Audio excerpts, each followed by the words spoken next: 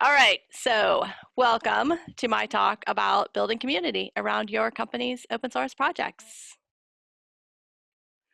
First, I'll tell you a little bit about me. I've spent more than 20 years working in the technology industry, and most of that time I've been working on open source projects from within a pretty wide variety of companies. So I was director of community at Puppet.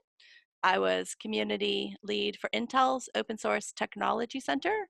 I also have a PhD from the University of Greenwich in London that I got by researching how people working at a whole bunch of different companies collaborate within the Linux kernel. I'm currently working on open source strategy at Pivotal, which is, of course, just been acquired by VMware. And at Pivotal, over the past year and a half, I've mostly been focused on defining our Kubernetes contribution strategy. So as part of that work, I'm also a Kubernetes contributor, active within the Contributor Experience SIG. I'm also a board member of Open UK, which is focused on developing and sustaining leadership in open technology here within the UK. I'm a governing board member and maintainer for the Linux Foundation's Chaos project, which is focused on using metrics to evaluate the health of open source projects. And I'm also on the advisory board for Bitergia, which is a company that builds open source project health dashboards. Now, my work within open source software has been focused on primarily on two things. One is growing participation in company-driven open source projects like Puppet, and the other one is in helping our employees collaborate within large foundation-driven projects, like the work I've been doing at Pivotal within the Kubernetes project. Now, in this talk, I'm going to talk mostly about the former. So I'm going to talk about building community for your company's open source projects. Building a community around your company's open source project is hard. If it was easy, you would have an amazing community and none of you would be here watching this talk. The reality is that we are not mindless automatons. Humans have feelings. We have bad days. We can be squishy and unpredictable and often irrational, but you can't have a community without the people. So you need to find ways to encourage these people, these humans, to participate in your projects. Sometimes it can be really difficult to get people to contribute to your project. And unfortunately, sad to say, there is no magic bullet or one size fits all solution. So today I'll focus on some of the things you can do or not do to increase the chances of successfully building a community for your project. Now, before we dive into things, let's talk for just a minute about how I tend to look at different types of open source projects, how they're different, and the type of project that this presentation focuses on. So keep in mind, these are really loose ideas with quite a lot of overlap, and not every project fits cleanly into just one of these. So think about this more of as a kind of a loose guideline. So first you have what I would call grassroots open source projects, which tend to have more people who contribute out of a personal interest in the project. They usually have independent foundations with elected governance to help with the coordination of the project. And I would put projects like GNOME and Debian in this category. Then you have what I would think of as ecosystem projects, which also tend to be under neutral foundations for governance, but these foundations often look more like collections of companies, and a large percentage of the contributors are usually participating as part of their day jobs. So this would include most of the Linux Foundation projects and CNCF projects like Kubernetes. Now this last category is actually the focus of this presentation. So these are open source projects that are controlled by a company or started by a company rather than being under a foundation. They're typically, when they're typically started by a company, most of the initial contributions often come from employees, and the governance is usually solely or mostly controlled by the company who started it. So when I worked at Puppet, that was one example of this. And as I mentioned earlier, there's a lot of overlap. So you see open source projects being started by a company and then later moved under a foundation. So, this really is just a loose guideline, but I hope it gives you a better idea of the types of projects that I'm talking about throughout the rest of this presentation. Now, before we dive into participation and how to get people to participate, I want to talk about some of the good and bad reasons to open source your corporate project. So if you want to open source a project because it has no users, it's old, it's crusty, and you don't want to maintain it anymore, please, please, please just don't do that. Dumping your project into the open source community and hoping that someone else will be just dying to take it over for you and help you out is at best a wee bit naive, and it generally just makes your company look bad. So make sure that you're open sourcing the project for the right reasons. For example, a desire to collaborate with other people and innovate on your project. That's a good reason to open source it. Open sourcing a project to drive greater adoption by incorporating more diverse use cases is another good reason. If a project will need to integrate with a whole bunch of other technologies, open sourcing it can make it easier for people to help you integrate it with technologies that maybe you're less familiar with. But the catch here is that your company needs to be prepared to maintain the project over the long term, just as you would with something you release under a proprietary license. And this will take time and resources, so you'll need to plan for how you are going to support it over the long term. Now, it is really easy to use internal meetings and tools within your company for communication and decision making, since people may be used to doing this for other proprietary projects, but this makes it much less likely for people to participate. It really helps to have discussions and make decisions in a public forum like a mailing list or in public meetings that anyone can join or maybe watch later. As a community member outside of a company, I want to be able to have some input and influence the decisions that are being made. A good starting point is to use a public issue tracker that contains all, and I really do mean all, of the bugs and features that are currently being worked on, and for your team to use pull requests in the exact same process as any other community member when making contributions. These bi-directional communication channels give users, contributors, and maintainers a place where everyone can get together to discuss use cases, get direct feedback on features, and talk about the project, which can really help build your contributor funnel to help you turn some users into contributors and then those contributors into leaders. Governance is a key part of building a community, and it is directly related to what I was just saying about communication. If you want people to contribute to your company's open source project, transparency and openness are really important. It's important to document who makes the decisions, along with how and where those decisions are made. As an external community member, I might eventually want to move into a leadership position, so it can really help to document the process for becoming a leader. And this doesn't necessarily mean that every leadership position in your project is available to anyone, but it should be fairly easy to move people into maintainership positions where they're responsible for some component, or to give them commit or approval access. Ultimately, if people feel shut out or constantly surprised by new directions or changes within the project, they're a lot less likely to stick around, which is why having a clearly documented, open, and transparent governance process is so important. In some cases, having documented governance that is open and transparent involves being honest with yourselves and with the community. For example, you might want to keep leadership for certain key roles within the company. But by being transparent about your reasons and by documenting this, people can understand why and avoid being frustrated about it later. There may also be areas where you prefer to have contributions and areas that are harder for people to contribute to. So put this in the documentation. Make sure that you're encouraging people to contribute in the areas where their contributions are desired and more likely to be accepted. And make sure that you don't encourage people to contribute in areas where you're less likely to accept outside contributions.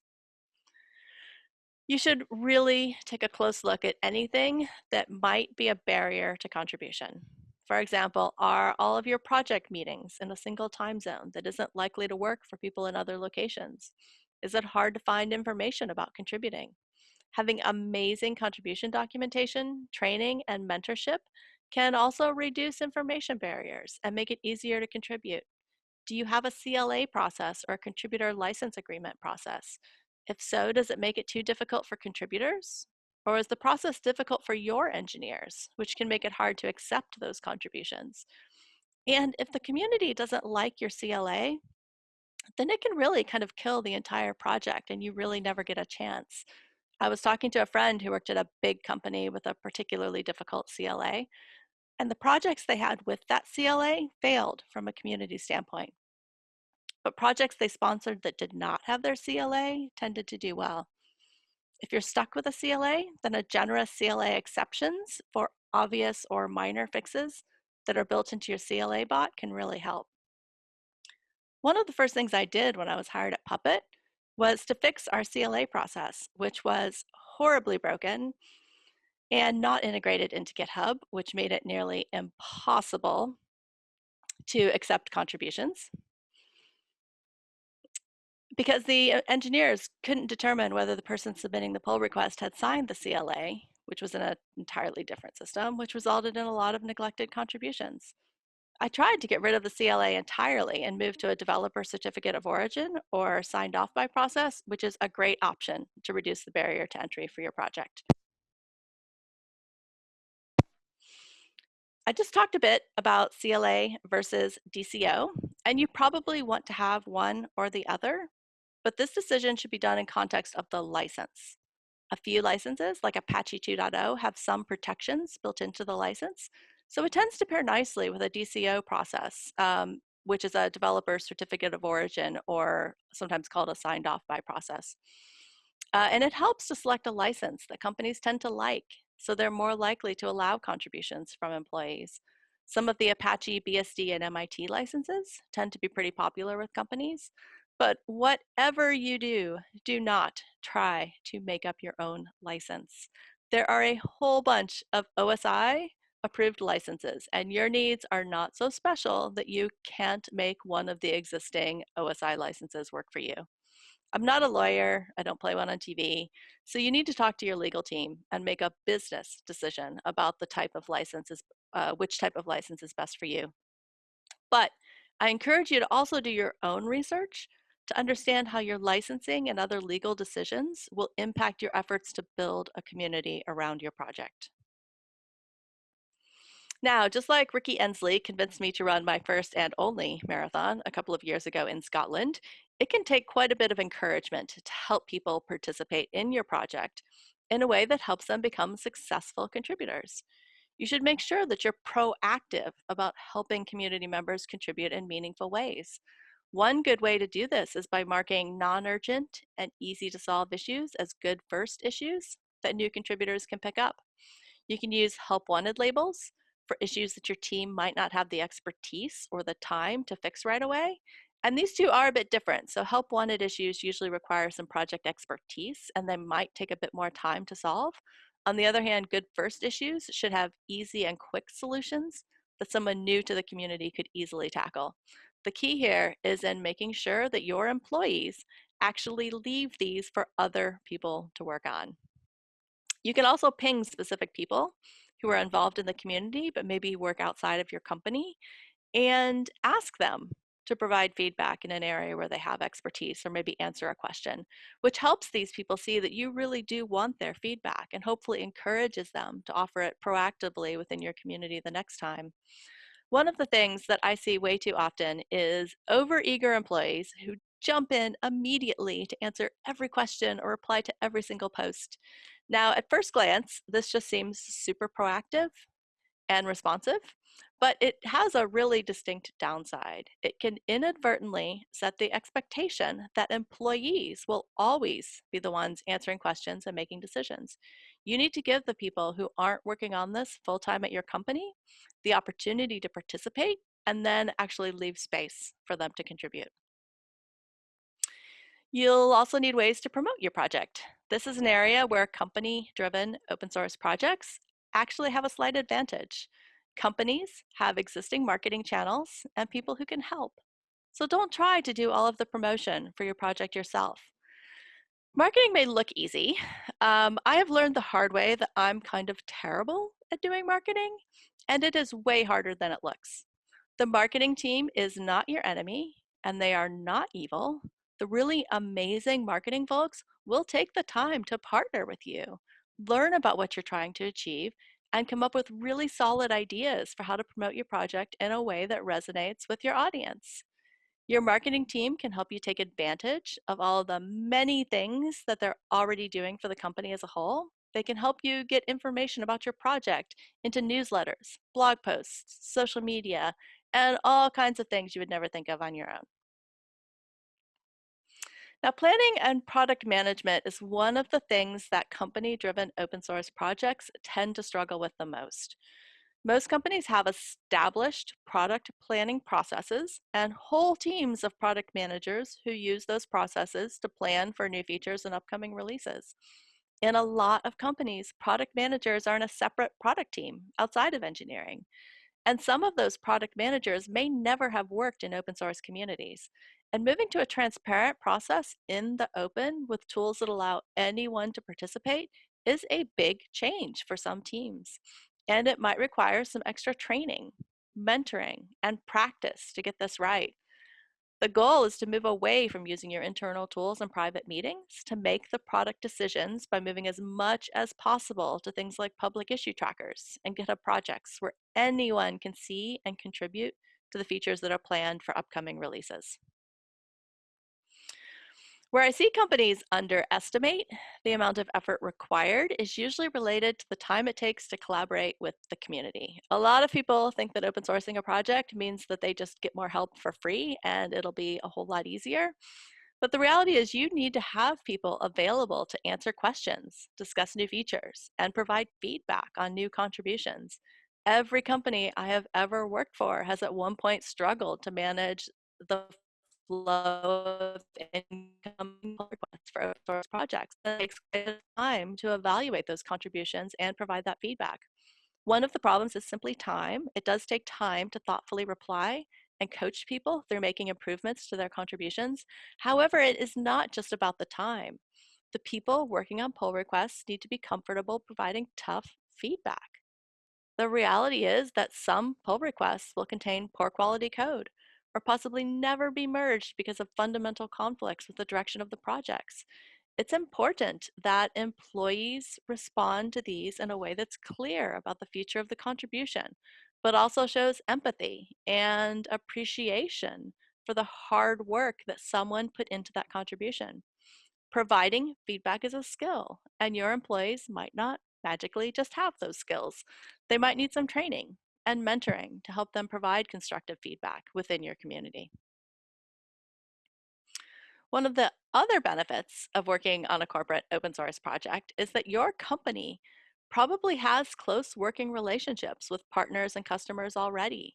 I think sometimes we feel that participation in open source projects has to only grow organically. And while organic growth is great, it just isn't the only option. Some of the companies that you work closely with might have employees with relevant expertise, or they may be interested in using and later contributing to your project. So don't be afraid to use your corporate connections to reach out to people who can contribute. I talked about a lot of things in this presentation, but if you remember just a couple of things, it is the importance of running your project in the open with as much transparency as possible. Without openness and transparency, it will be really difficult to get people to take you seriously as an open source project, and it will make it less likely that others will contribute. The other thing to remember is that it can be hard to build a community. So you should expect to actively encourage people to participate and make sure that you're supportive and encouraging while also leaving space for people to contribute to your project. Here are a few resources that people might find useful. The to-do group has a bunch of guides that are useful for open source program offices, but they also have specific guides for starting open source projects and recruiting developers. GitHub also has a bunch of really good guides, and these are not guides for using GitHub. They have guides for starting open source projects, building welcoming communities, best practices for maintainers. OpenSource.com also has a bunch of frequently asked questions and guides, including how to promote your project, building community, and licensing. So these are all great starting places for getting ideas about how to improve your open source projects. And if you missed these links, the slides will be available and the video will be available later. So you'll have access to those later as well. And with that, I will say thank you and turn it over to see if I have time for any additional questions.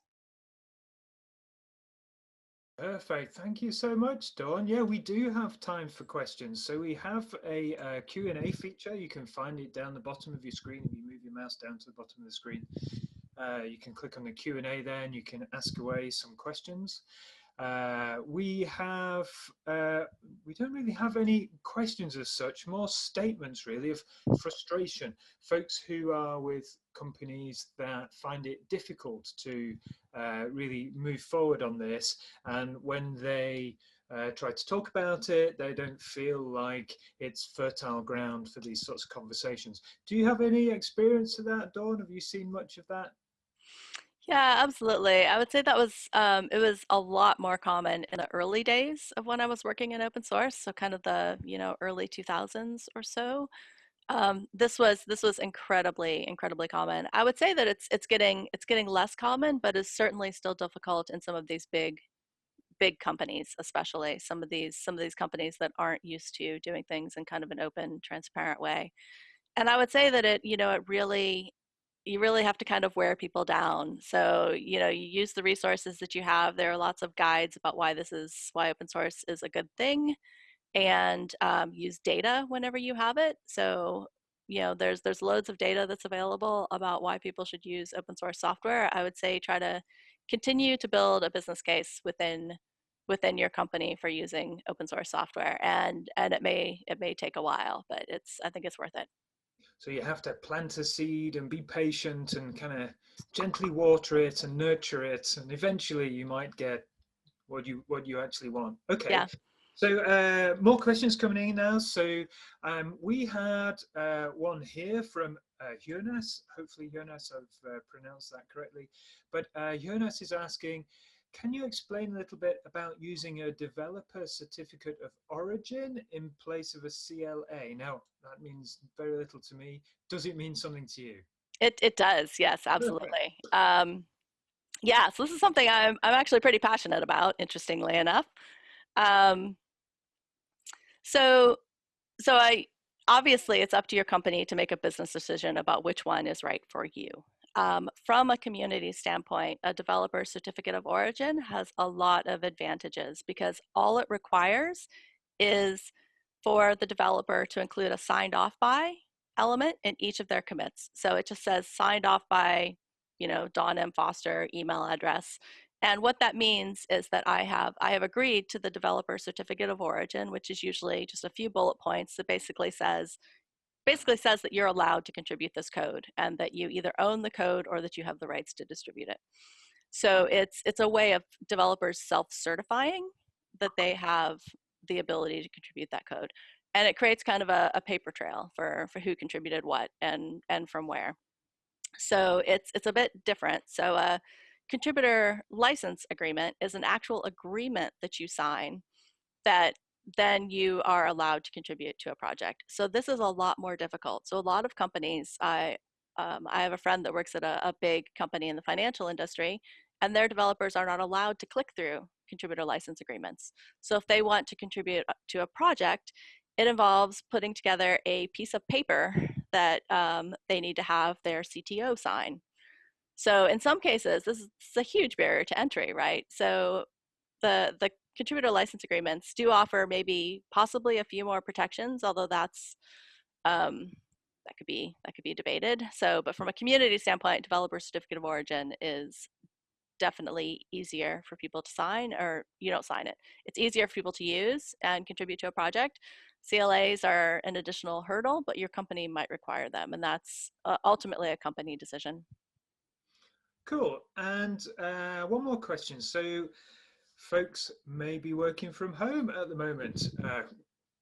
Obviously, lots of folks doing that. In fact, are there any particular open source projects that you know about that might be adaptable enough to be able to include new folks now?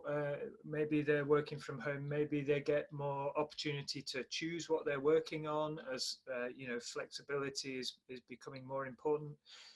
Is there any advice that you can give folks who are looking for their first open source project to work on that might where they should go and what they should take a look at maybe?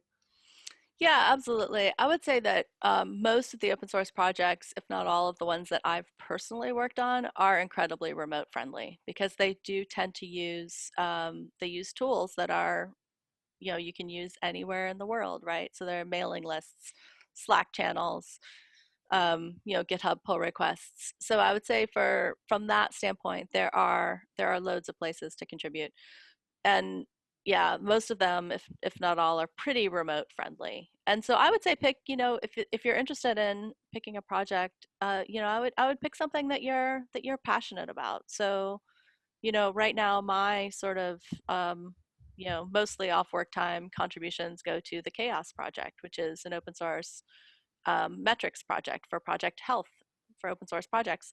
And I love metrics. I love data. So this for me is it's like my fun side project. But I do it because I'm passionate about making open source projects more healthy, and I'm also passionate about just like using data and seeing what we can do with it.